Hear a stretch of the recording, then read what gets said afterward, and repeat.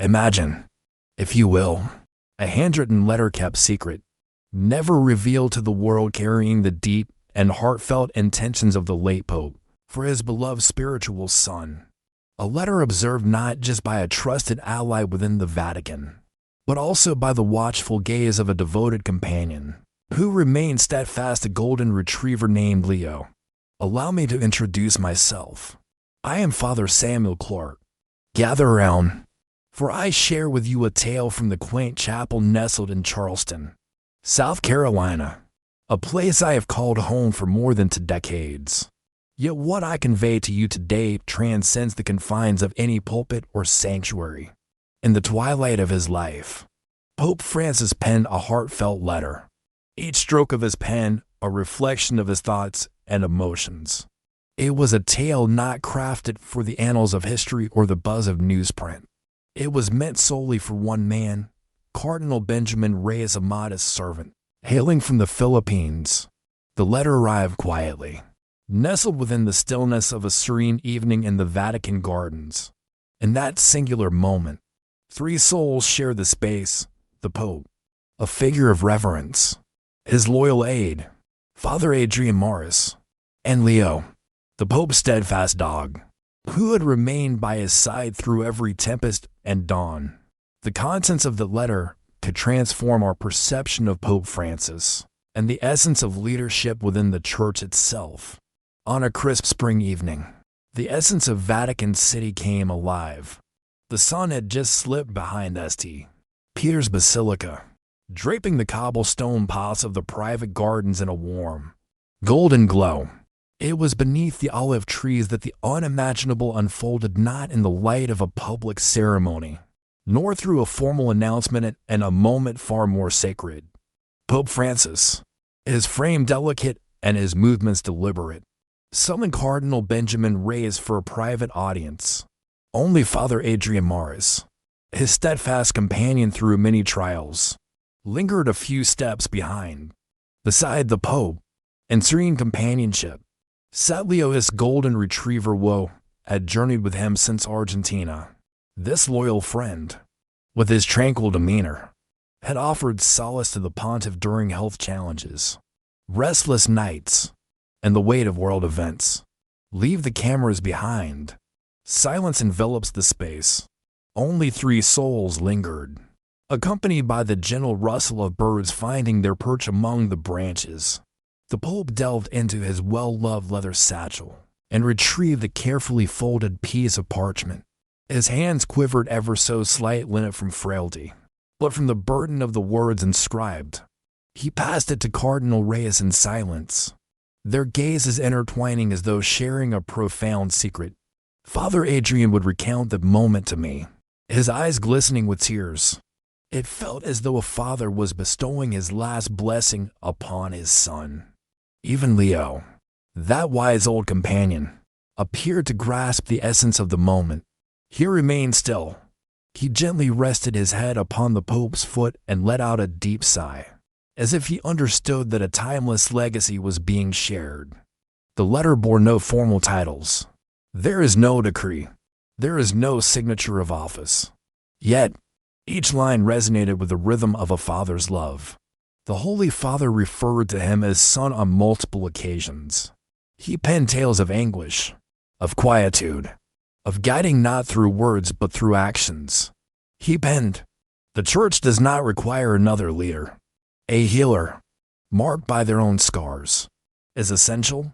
And you, Benjamin, are that man not for your strength, but for your willingness to embrace the fragility alongside others." In that instant, Father Adrian grasped the profound truth. This transcended mere politics. This was not a calculated plan. This was a tale of heritage.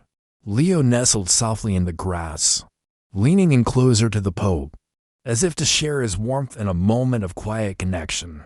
The night grew darker, and with it came a profound understanding. This letter held no secrets of power.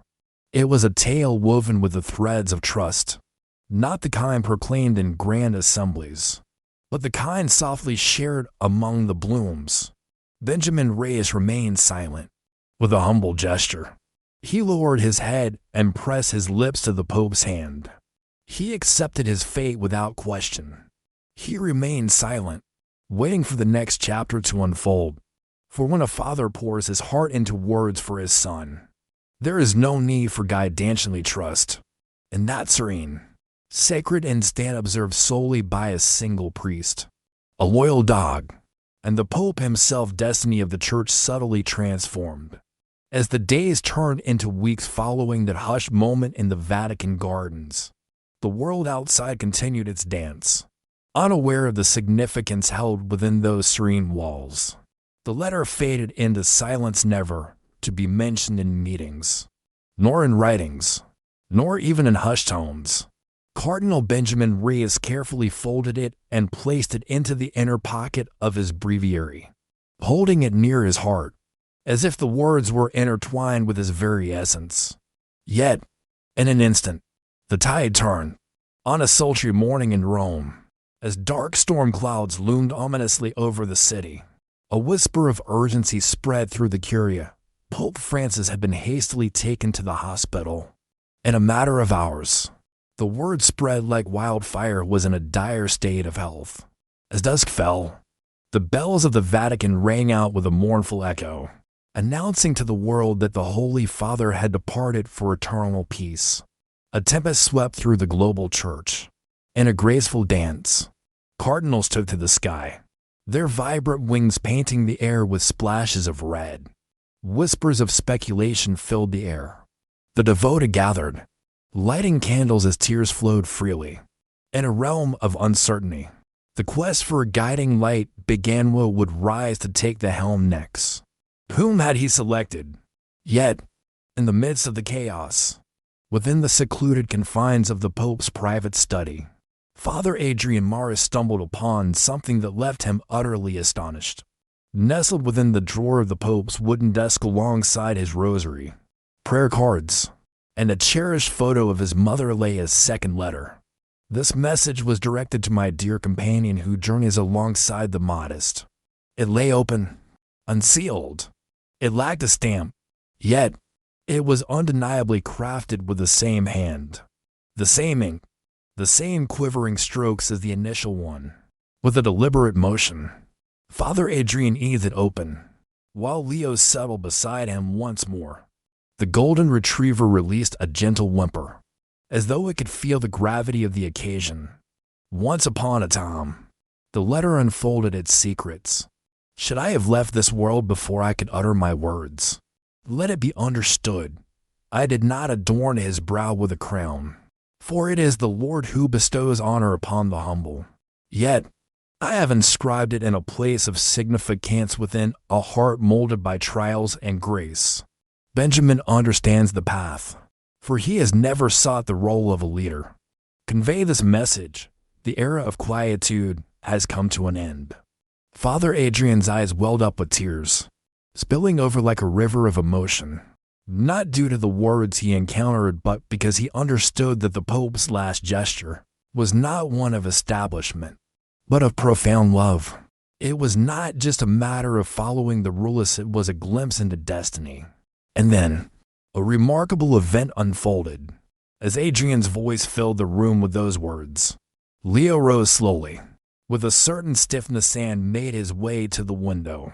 With a single, piercing bark, he called out to the tempest beyond. He reclined once more, his head resting on the floor, gaze locked onto the chair that had once cradled Pope Francis each morning. It felt like Leo, the quiet observer, had offered his last farewell. As time would unfold, the Vatican would eventually unveil its official declarations. The gathering would unfold, yet, nestled in the souls of those who had walked alongside the Pope, the truth lingered, unspoken but understood. In the stillness, the man who had readied himself now found his moment to share his words. In the days that unfolded after the Pope's passing, Cardinal Benjamin Reyes found his way back to his modest apartment nestled close to St. Peter's Basilica. He chose silence before the press. He was absent from the grand processions of the Vatican, As the world buzzed with speculation and television anchors engaged in fervent debate about the church's future, Benjamin found solace in his quiet prayer and unwavering ritual he had cherished through the years. Yet, a shift had occurred. It was not a matter of pride. It was not fear. In that moment, a profound realization washed over him. Love of a spiritual father had been the gentle force, quietly shaping him for a destiny far beyond his wildest dreams. He gazed at the aged letter, its edges worn and tender from the caress of his hands. The words lingered, igniting a fire deep within him. He was not alone in sensing the change that was unfolding. Father Adrian Morris started to observe the delicate nuances around him. Bishops who had once brushed aside Cardinal Reyes as the soft now found themselves captivated, their ears attuned to his words. Young priests turned to him for guidance. Even the most seasoned journalists, often wary of the church's leadership, started to portray him with terms such as genuine and compassionate. And through it all, Leo Pope's steadfast companion stayed faithfully by Benjamin's side. The Vatican had graciously proposed to retire the old dog, sending him off to a serene villa nestled in the countryside. Yet, as they attempted to guide Leo from his spot, he stood firm in his resolve. He reclined at Benjamin's feet, mirroring a moment from his past with the Holy Father. That moment captured the world's attention. A new master for the Pope's dog, the headlines proclaimed. Yet for those who truly grasped the essence, it transcended the notion of possession. It was a tale of acknowledgement. Even the quiet observer, having seen the profound chapters of Francis's papacy, appeared to understand this was no mere chance. Leo remained, for the journey had yet to reach its conclusion. Once more, Benjamin strolled through the enchanting streets of the Vatican, not as a shining beacon, not as a contender, but as a guide among the flock. He wandered into the kitchens where devoted nuns crafted their baked goods for those in need. He lingered on park benches, sharing moments with seminarians wrestling with their uncertainties. He entered the Mass quietly, slipping in unannounced and finding a place to kneel at the back. And in every place he ventured, Leo trailed behind his tail low, eyes keen, and as silent as the whispering winds. The shift in viewpoint transcended Benjamin himself. It resonated throughout the church as well. After many years, a shift occurred in the conversation surrounding leadership. No longer was it defined by charisma or political maneuvering. Instead, the focus turned to the essence of compassion. A Vatican security guard captured it perfectly. He strides like a man unburdened by a title, and yet all eyes are drawn to him as he steps inside, as if they've been anticipating his words to resonate with their own. It was never about the pursuit of greatness. It was all about being there. As the conclave approached, it became evident that the next chapter of the church would not unfold through grand proclamations, but rather through the subtle yet powerful presence of a man who had once been selected by a letter and validated by a loyal companion who remained steadfastly by his master's side.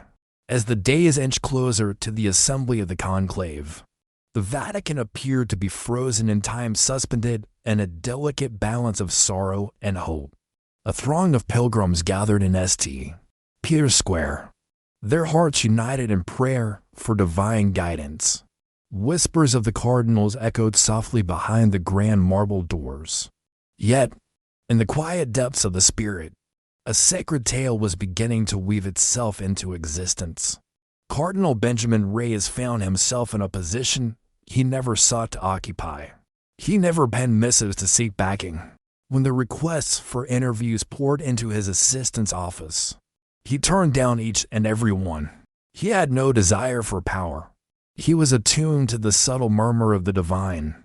And then, one fateful afternoon, an unexpected call echoed from a refugee shelter nestled just outside of Naples. A gathering of uprooted families from Syria had come to know a Benjamin Cardinal, who shunned luxurious garments, who shared bread with his own hands, who welcomed their children into his embrace. They longed to encounter him once more. It could have been a simple decision to decline, particularly with the conclave looming just days ahead.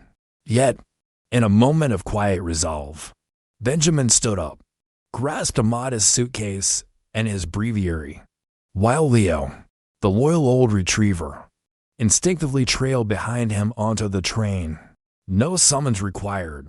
That journey transformed into an extraordinary tale. As Benjamin stepped into the shelter, a flurry of excitement erupted as the children dashed toward him, not for the glimmer of his ring, but for the beloved Leo. They embraced the dog with warmth, as though welcoming back a cherished companion from days gone by.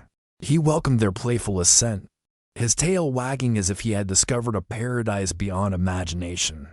With a warm smile, Benjamin settled onto the floor beside them, ready to absorb their words, not to instruct or guide, but to truly hear. A volunteer later recounted the moment in a blog post that captured widespread attention. He spoke not of doctrine. He made no grand promises of miracles. He simply offered his time in that moment. It felt more sacred than anything I've ever witnessed in a cathedral. Whispers of the visit traveled swiftly to Rome, echoing through the streets within mere hours. And for the first time, a transformation occurred in the realm of politics. But deep within the hearts of those who bore witness, here was a man not merely positioning himself, but humbly placing himself at the feet of those in pain. A man who had the option to bask in the opulence of the Vatican, yet opted for the humble embrace of a refugee shelter's damp walls instead. A man who came not with words, but with a faithful companion, a heartfelt prayer, and an aura that brought the overlooked back into the light of memory. It was at that moment that a hush fell over the crowd, and soft murmurs spread like wildfire. Could this be the shepherd we've longed for? The chance had never been about dominance. It was a tale woven with intention, and that purpose was starting to glow like sunlight filtering through stained glass, soft, vibrant, and unmistakably sacred. In the heart of Rome, the air buzzed with anticipation as the preparations for the conclave unfolded. In the humble shelter just outside Naples, Cardinal Benjamin Reyes knelt beside a young boy who had lost both parents, and softly whispered a blessing, his words weaving a tapestry of hope and solace. Leo settled close by, his gaze fixed on the door, a vigilant sentinel of the hallowed tranquility.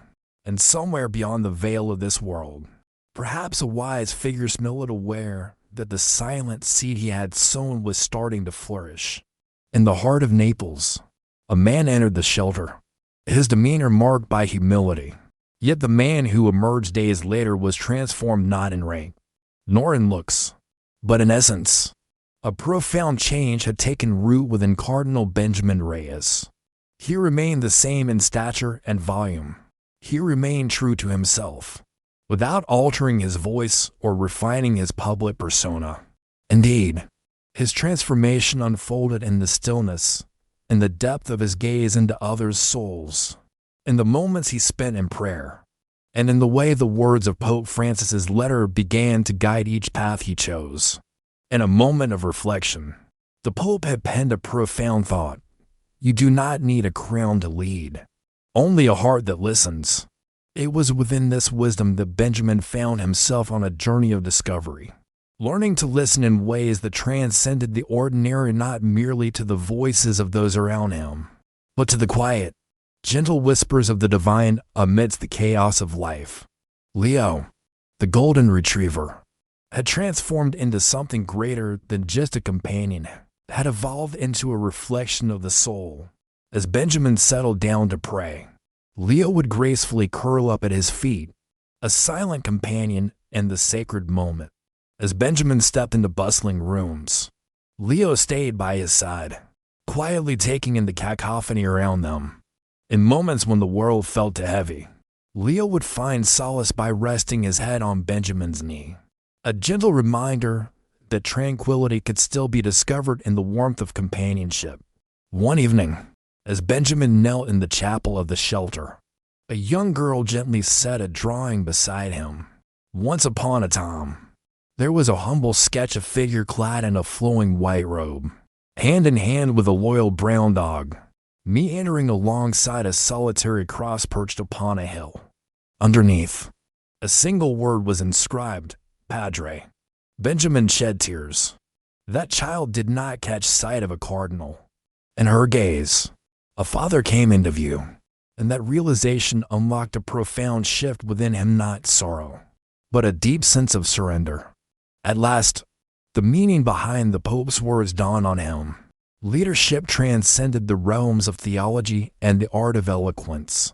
It was about shrinking down to a size where the wounded and the forgotten could recognize you as one of their own.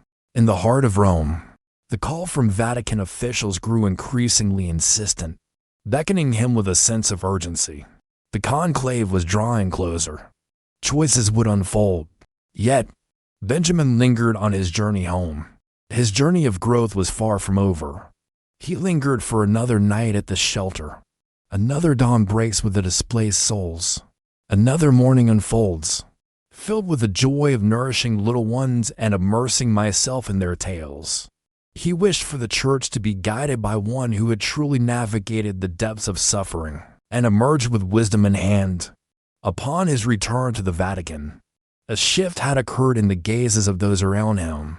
They no longer beheld a figure of mere potential, they recognized a soul driven by purpose.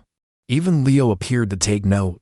On that night, within the walls of the Pope's old study, Leo approached Benjamin, resting his head against the cardinal's chest, releasing a deep sigh like a weary soldier who had at last discovered solace. And perhaps, just perhaps, Benjamin Riasance, a modest priest, with no grand aspirations, had at last transformed into the shepherd Pope Francis always believed he could become, not for the strength he acquired, but for the tranquility he had embraced.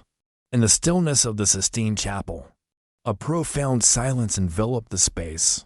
From high above, Michelangelo's masterpiece observed the gathering of cardinals, their crimson robes cascading like rivers of devotion over the polished marble floor. The atmosphere was heavy not with debate, but with devotion. This gathering would not merely select an individual. It would summon a spirit shaped in quietude, tempered by modesty. Cardinal Benjamin Reyes lingered at the threshold, not boldly at the center, nor prominently at the front, but softly near the back, where he could absorb the atmosphere, ponder deeply, and cherish the memories. In his grasp, delicately creased like a sacred offering, lay the original letter from Pope Francis, faded, nearly see-through at the borders. This is not an official document, not a declaration. Yet there was something more sacred, a father's last breath shared with a son, chosen not by name, but by faith. In the heart of St. Peter's Square, throngs of people gather beneath a canopy of somber gray clouds. Behind the closed doors, a world of secrets awaited, shrouded in mystery and anticipation. Yet, for those who had listened to tales of Benjamin's days spent with the refugees, who had glimpsed the images of him strolling alongside children, kneeling beside the ailing, or merely resting his hand on the head of a wise old golden retriever, they understood. And then, an unexpected twist unfolded. As the doors gently shut and the first ballots were meticulously arranged, Leo, indeed, the Pope's beloved old dog, made his entrance into the chapel. None had witnessed the mysterious figure who granted him entry.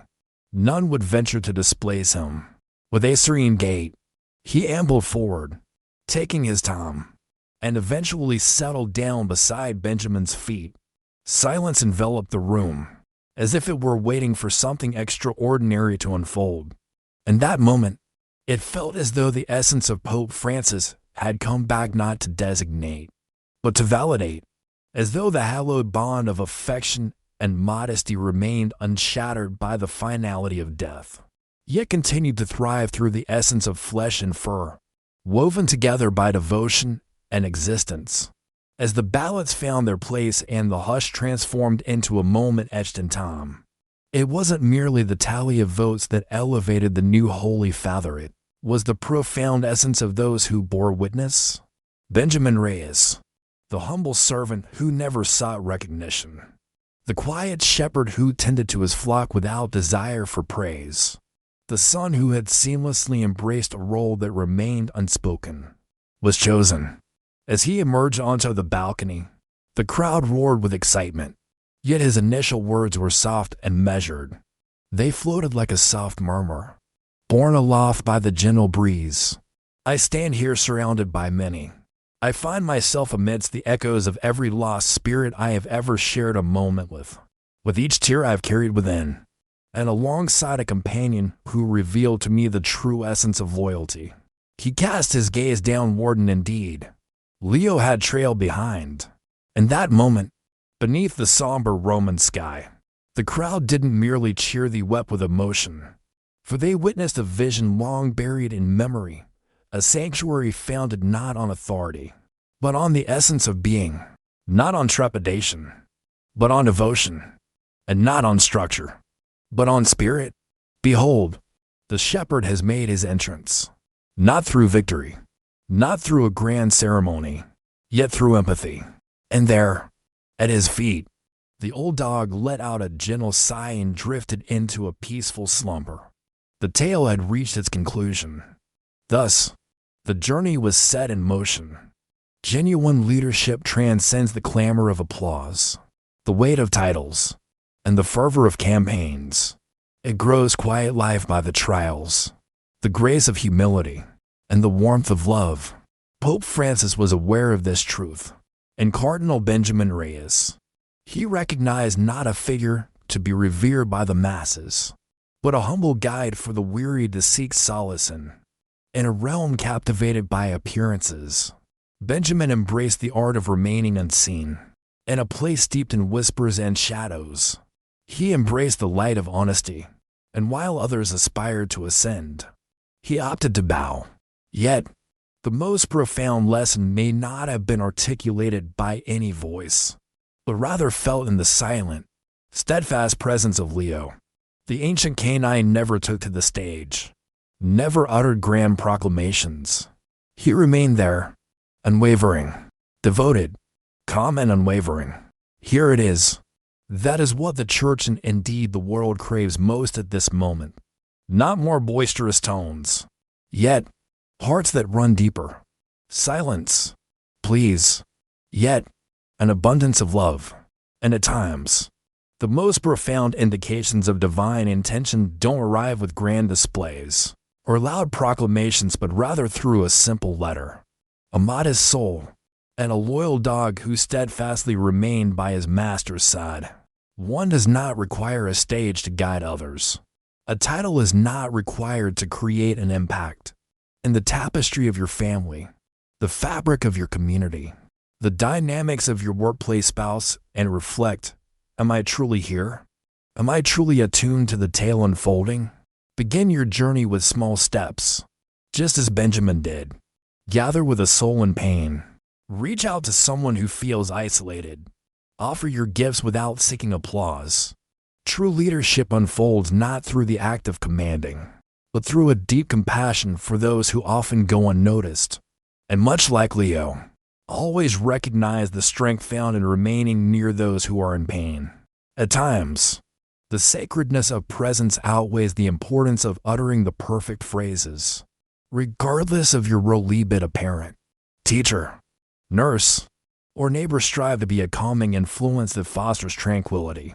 In a realm where valor is often celebrated, perhaps what we truly seek is not an abundance of champions. It craves for more souls ready to endure. That is the way to transform the world throughout each subtle act of devotion, one step at a time.